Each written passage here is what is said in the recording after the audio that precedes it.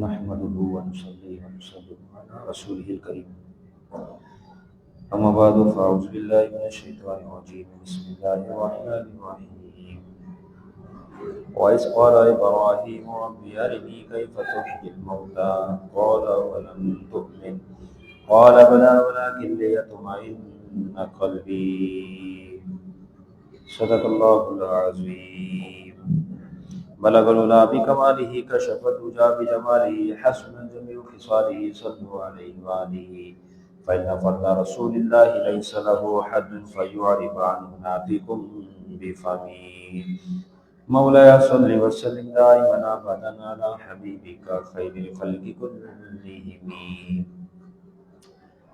اللہ جل جلالہ کی حمد و ثنا سرکار فخر کائنات خاتم النبیین صلی اللہ تعالی علیہ وسلم کی بارگاہ میں درود و سلام کا نذرانہ پیش کرنے کے بعد، جیسا کہ آپ تمام احباب جانتے ہیں، اللہ عز و جل کے فضل و کرم، اس کی دی ہوئی توفیق سے الحمدللہ ہر اتوار بعد نماز ظہر درس قرآن کی اس مقدس بابرکت محفل کا سلسلہ جاری ہے۔ اللہ رب العزت ہم سب کی حاضریوں کو اپنی بارگاہ میں قبول فرمائے، قرآن مجید کے نور سے ہم سب کے قلب کو منور فرمائے۔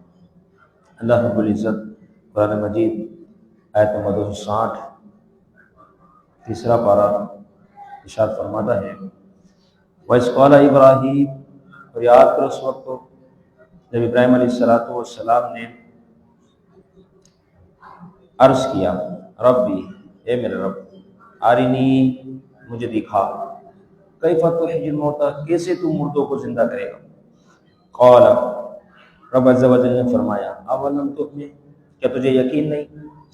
قال، عرض کی، بلا، ہاں کیوں نہیں، ولکن لیطمئن قلبی، لیکن میرا دل مطمئن ہو جائے۔ قال،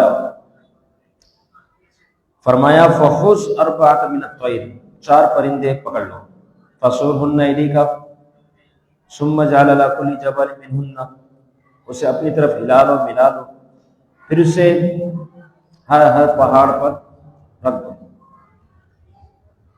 جزءاً، اس کے ٹکڑے پیس، ثم ادعوهن، پھر انہیں بلاؤ، یاتینک سعیا، وہ دوڑتے ہوئے، اڑتے ہوئے نہیں، دوڑتے ہوئے آپ کے پاس حاضر ہو جائیں گے۔ وَعَلَّمْ، جان لو، ان اللہ عزیز الحکیم، بے شک اللہ تعالیٰ غالب حکمت والا ہے۔ قرآن مجید کی آیت مبارکہ 260 سورہ بقرہ، اس کے اندر ایک اس عظیم واقعے کی جانب اشارہ ہے کہ اللہ رب العزت کے خلیل ابراہیم علیہ السلام کی رب عز و جل کی بارگاہ میں عرض کرنے کی وجہ سے ہوا۔ آپ نے رب کی بارگاہ میں عرض کیا۔ اب دیکھیں، رب کی درخواست، رب سے درخواست کی جا رہی ہے، رب کی بارگاہ میں درخواست کی جا رہی ہے، اور پیغمبروں کی ضدیں بھی اللہ رب العزت پوری فرماتا ہے۔ پیغمبر، اللہ کے انبیاء و رسول، جب وہ کسی بات کے حوالے سے رب عز و جل کی بارگاہ میں فریاد کرتے ہیں تو میرا رب ان کی فریاد کی وجہ سے اپنے قوانین کو بھی تبدیل فرما دیتا ہے، کیونکہ مردوں کو زندہ ہونا، یہ تو قیامت میں جب اسرافیل علیہ السلام سور پھونکیں گے، ان کی آواز سے ان کو زندہ ہونا ہے، لیکن رب عز و جل کے محبوبین مقربین ایسے ہیں کہ آپ دیکھیں، ابراہیم علیہ السلام نے دنیا میں عرض کیا، حالانکہ یہ کام تو بعد میں ہونا ہے، لیکن دنیا میں جب عرض کیا تو اللہ رب العزت نے اپنے خلیل کی بات کو رکھتے ہوئے یہ کام دنیا ہی میں ان کے سامنے کر کے بتا دیا، کیونکہ قانون اور ہے، محبوبیت اور ہے، کیونکہ یہ حضرات ایسے ہیں جو ہمیشہ ہمیشہ رب کی مانتے ہیں، اس لیے میرا رب بھی پھر ان کی مانتا ہے۔ یہ کچھ کہہ دیتے ہیں، میرا رب ان کام کو پورا فرما دیتا ہے۔ سب کچھ کرتا رب عز و جل ہے، لیکن دیکھیں واسطہ اور وسیلہ یہاں بھی آ گیا کہ زندہ تو رب کے حکم سے ہوئے، رب نے ہی زندہ فرمایا ان پرندوں کو، لیکن واسطہ اور وسیلہ ابراہیم علیہ السلام کی آواز بن گئی، اس آواز نے پکارا، زندہ ہو گئے۔ تو یہ ذریعہ واسطہ، یہ تو ہر جگہ جگہ پائے جاتے ہیں۔ تو یہ در حقیقت یہ از ہے نا، وائس والا، یاد کرو اس وقت کو جب، یہ جب کا معاملہ ہے نا، اس میں کچھ مفسرین نے اپنی تفسیری کے حوالے سے نکات بیان فرمائے ہیں، کیا ہے اس سے کیا مراد ہے۔ یہ کون سا موقع تھا؟ ابراہیم علیہ السلام نے رب عز و جل کی بارگاہ میں کب عرض کیا تھا؟ اس بارے میں یاد رکھے، پہلا حکم تو یہ ہے کہ آپ سمندر کے کنارے سے گزر رہے تھے، ایک مردار کو دیکھا، آپ دیکھ کے حیران ہوئے، جب پانی چڑھتا تو مچھلیاں اور دیگر سمندری مخلوقات وہ ان کو کھاتی، پانی جسے اترتا تو اس مردار کو جو ہے وہ درندے کھاتے، شیر، چیتے وغیرہ۔ جب یہ دور ہو جاتے تو پھر چیل کویا کے کھانا شروع کر دیتے۔ ابراہیم علیہ السلام اس کو دیکھ کے، اس منظر کو دیکھ کے سوچنے لگے کہ اللہ، یہ ایک مردار ہے اور اسے درندے بھی کھا رہے ہیں، پرندے بھی کھا رہے ہیں، تیرنے والی مخلوق بھی کھا رہی ہے، اب یہ سب ذرات مختلف پیٹوں میں جمع ہوتے ہیں، درندہ ایک ہے اور جا کتنے لوگوں کے پیٹ میں رہا ہے، کتنے حشرات الارض اور کتنے جانوروں کے پیٹ میں جا رہا ہے۔ اسی طریقے سے گائے، بیل، مرغی، دیگر جو جانور ہیں، جب ان کو کھایا جاتا ہے تو یہ کتنے مختلف پیٹوں میں پہنچ جاتے ہیں۔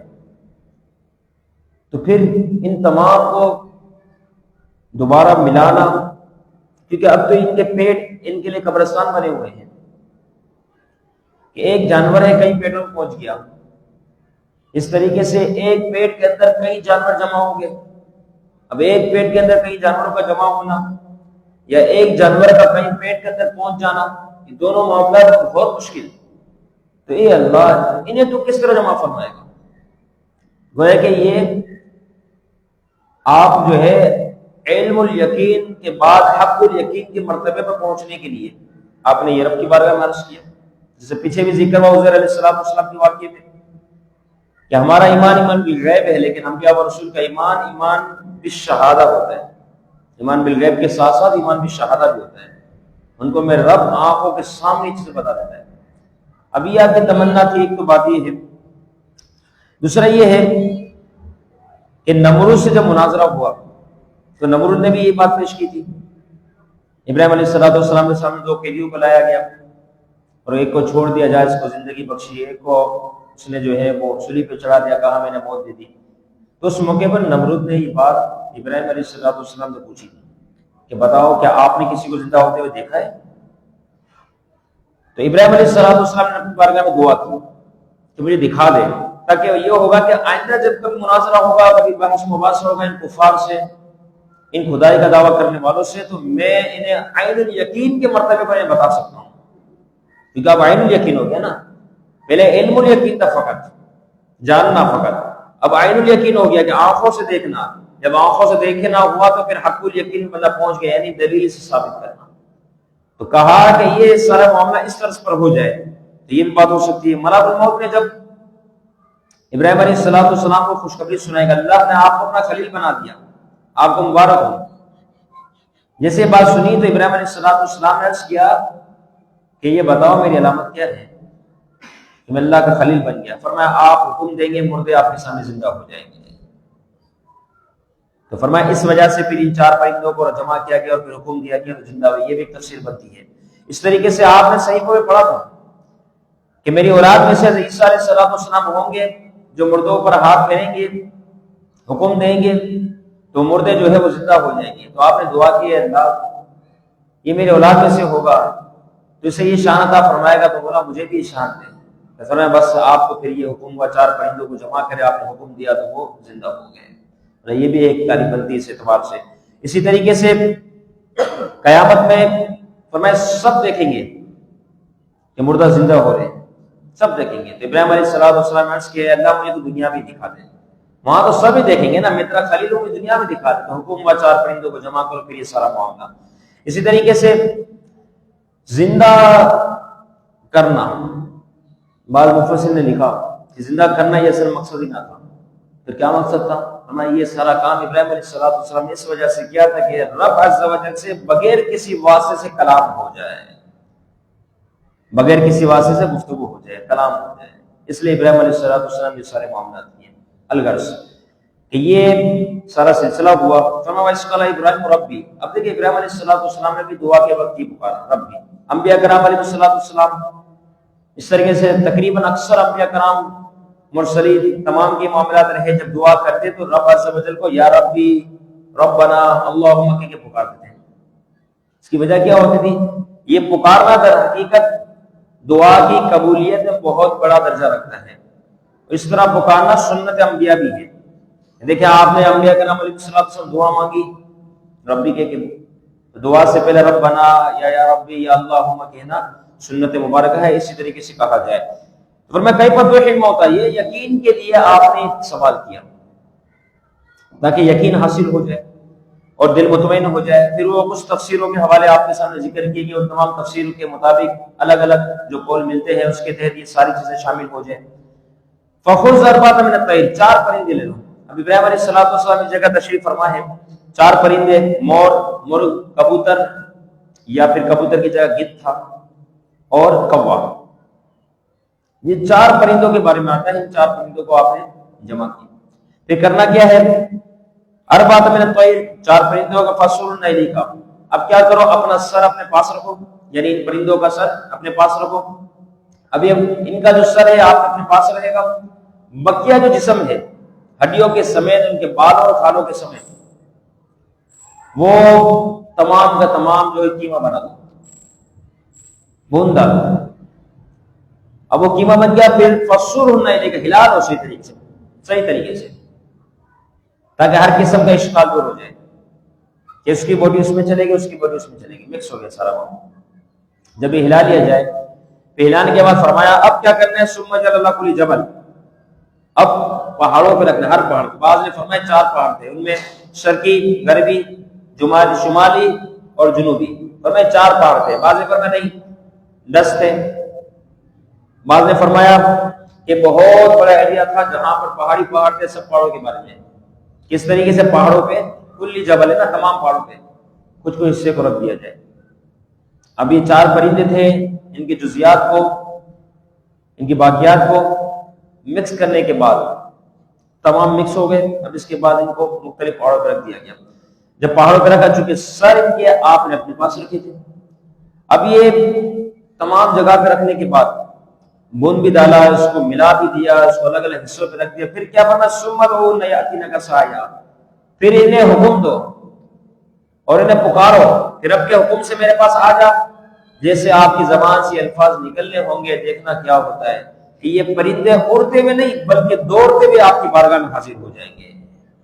اب سمجھے انبیاء و رسول کی زبان کی تاثیر، تجلیات، برکتیں سنیں آپ کہ اللہ نے اپنے انبیاء و رسول کو کتنی شان و شوکت عطا فرمائی، کتنی عظمت عطا فرمائی، کتنی نورانی و تجلیات عطا فرمائی ہے۔ یہاں زبان سے پکارا جا رہا ہے، قیمہ ہونے کے بعد سامنے ابراہیم علیہ السلام نے دیکھا کہ ان پرندوں کے جس سے آپ نے نام لیے حاضر ہو جاؤ اللہ کے حکم سے، تو آپ دیکھتے رہے کہ یہ پرندے جو جہاں جہاں رکھے گئے تھے، کا گوشت، بنا ہوا گوشت، یعنی پیسا ہوا، قیمہ کیا ہوا گوشت، وہ اوپر کی طرف اٹھا۔ ابراہیم علیہ السلام دیکھ رہے، عین الیقین، دیکھا جا رہا ہے کہ سب سے پہلے خون جمع ہونا شروع ہوا، یہاں وہاں سے ملنا شروع ہوا، اس کے بعد گوشت بننا شروع ہوا، اس کے بعد ہڈیاں جڑی، گوشت نے ہڈیوں کو پکڑ لیا، خون ان کے اندر پیوست ہوا، اس کے بعد دیکھتے دیکھتے کھال بنی، جو جہاں جہاں جمع ہوا تھا وہاں وہاں سے اٹھتا ہوا کھال بننا شروع ہو گئی۔ ابراہیم علیہ السلام دیکھ رہے ہیں، ساتھ ساتھ کھال لگنے کے بعد اب ان میں بال لگنا شروع ہو گئے، جو پرندوں کے بال ہوتے ہیں وہ بال آ گئے۔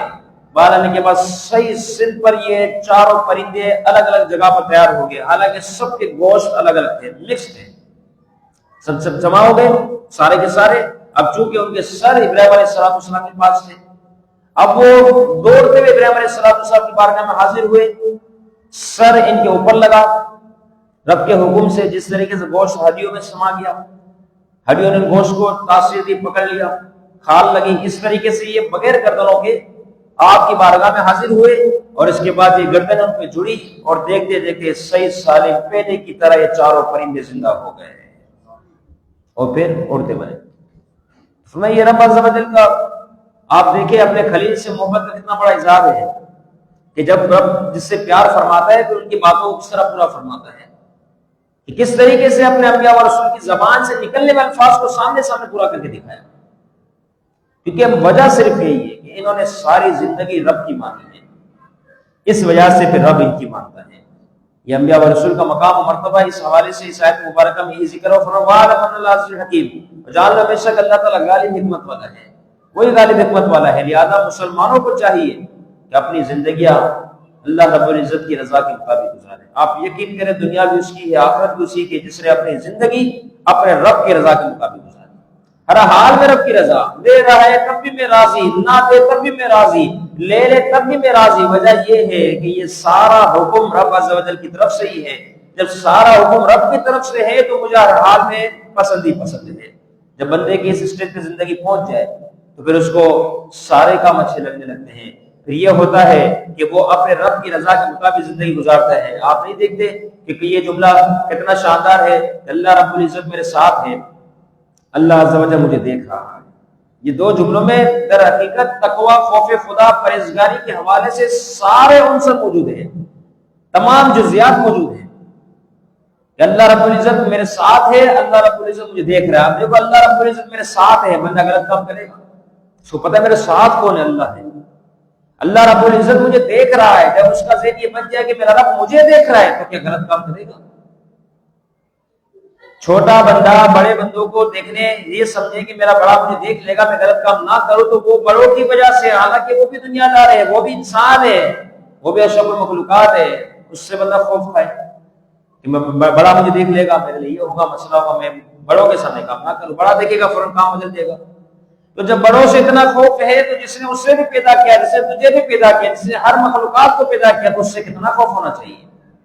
تو ہمیں بس زندگی کے دو ہی حصے، ان جزیات کو سنبھال لیا جائے، اپنا لیا جائے۔ وہ یہ ہے کہ اللہ رب العزت میرے ساتھ ہے، اللہ رب العزت مجھے دیکھ رہا ہے۔ زندگی کے برائی کے بے شمار دروازوں کو ان دو جملوں نے بند کر دیا، اور ہر ایک کی نیکی کے دروازے، خوف خدا کے دروازے، تقوی پرہیزگاری کے دروازوں کو کھول دیا ان دو جملوں نے کہ اللہ رب العزت میرے ساتھ ہے، اللہ رب العزت مجھے دیکھ رہا ہے۔ کہ جب تک ہم رب کی نہ مانے تو یقیناً رب ہم سے ناراض ہوگا، اور جب ہم رب کی مانیں گے پھر ہم دعائیں بھی کریں گے، میرا رب ان دعاؤں کو بھی قبول فرما لے گا۔ اور ہر کام کے پیچھے حکمت پوشیدہ اللہ رب العزت قرآن مجید کے نور سے ہم سب کے قلب کو منور فرمائے، اور درس قرآن میں جن بندوں نے شرکت کی مولا سب کی حاضری کو قبول فرمائے۔ سننے سنانے میں، سمجھنے سمجھانے میں، پڑھنے پڑھانے میں جو غلطیاں ہوئی قرآن مجید کے نور کے سب کے اللہ معاف فرمائے۔ وما علینا